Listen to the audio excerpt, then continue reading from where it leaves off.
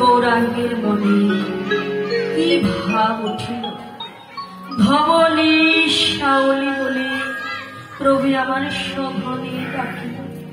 বাবা, আজ শ্রীমন মহাপ্রভু আমার বৃন্দাবনের ভাগে বিভোর হইল।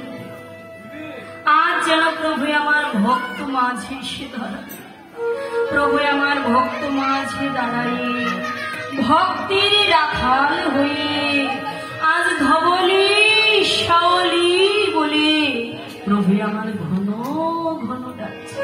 কেননা আজ প্রথম আত্ম দিবসে প্রাণ গৌর সুন্দর আমার ব্রজ ভাবে বিভাবিত সেই পূর্ব লীলা হৃদয়ে উদ্ভাসিত হবার সাথে সাথে যেন সেই বৃন্দাবনের বাল্য গোপাল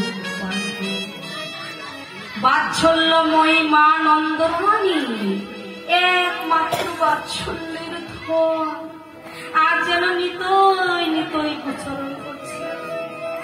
বাবা, আজ আমার গৌর যেন আর গৌর নেই। মা, আমার গৌর আজ কি হলেন জানে?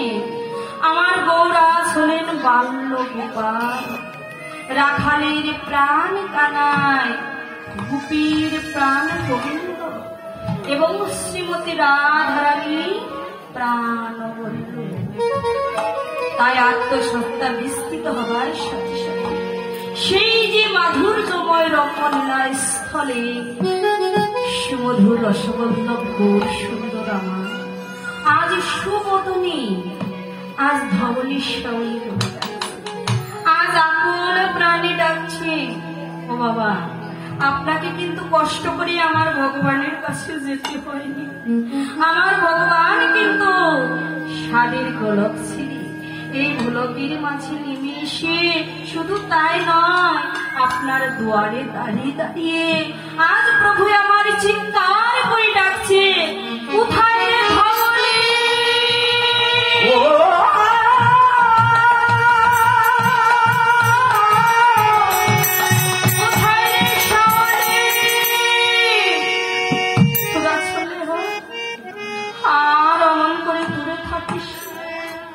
কতদিন হয়ে গেল তোদের সঙ্গ করে।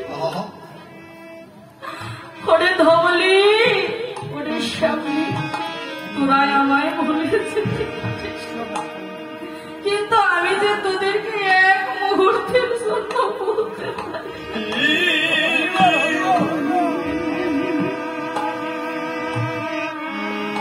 Oh